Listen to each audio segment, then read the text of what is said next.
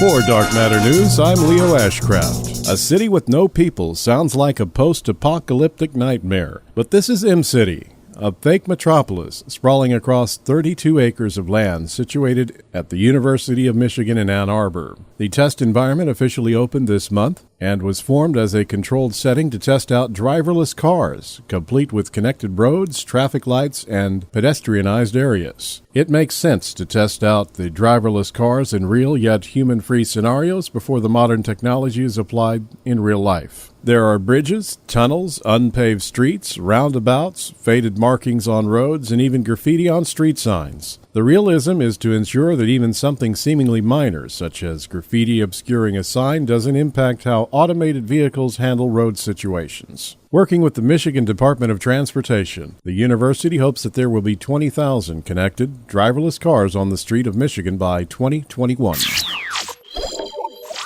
Well, we've had a constant stream of brand new information about Pluto in the past few weeks, and fortunately for Pluto enthusiasts everywhere, there's plenty more to come. The revelations continue with icy plains of Pluto and its atmosphere, which we can only see when looking back at the dwarf planet towards the sun. Pluto is covered in a fascinating array of geological features. Images show that a sheet of nitrogen ice flowed along the surface and still might be flowing.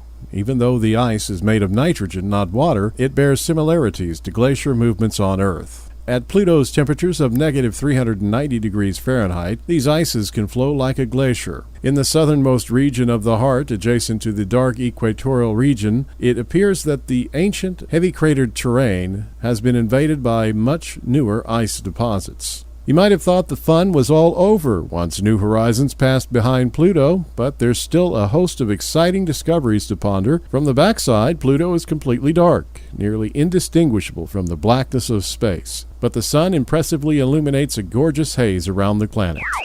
For more detailed coverage on any story that you hear, or if you have a tip or suggestion, visit us at darkmatternews.com. Our major cities have become war zones, ravaged by food riots, arson, and terrorism.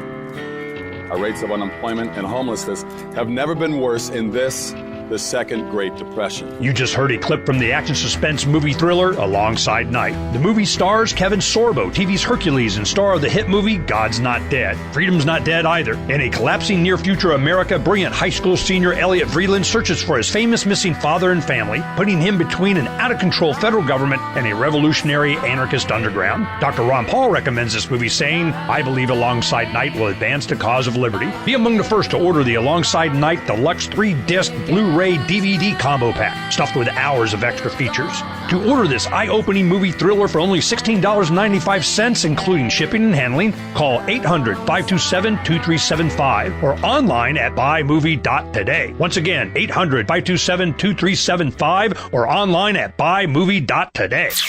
The Kremlin says its new Nimble satellites are just for communications. The 95-foot-tall, 118-ton rocket booster, an unarmed version of a Cold War nuclear-tipped missile, 75 miles above Earth's surface, the rocket's nose cracked open and its payload spilled out. The rocket carried Rodnik communication satellites. It's customary for Rodnik satellites to deploy in threes, but in notification to the United Nations, Moscow listed 4 spacecraft inside the Christmas rocket. This discrepancy was strange, and it got stranger.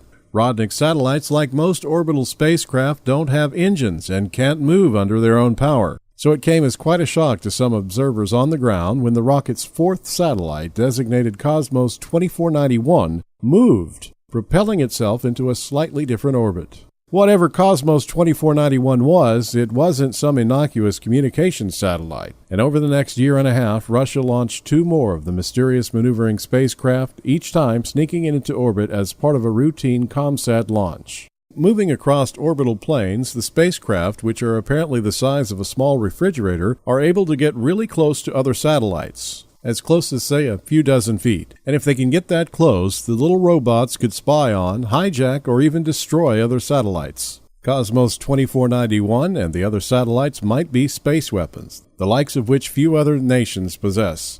And if so, they could upset the orbital balance of power at a time when government agencies, armies, scientists, and everyday people in the United States especially depending on satellites for communication, surveillance, science, and navigation.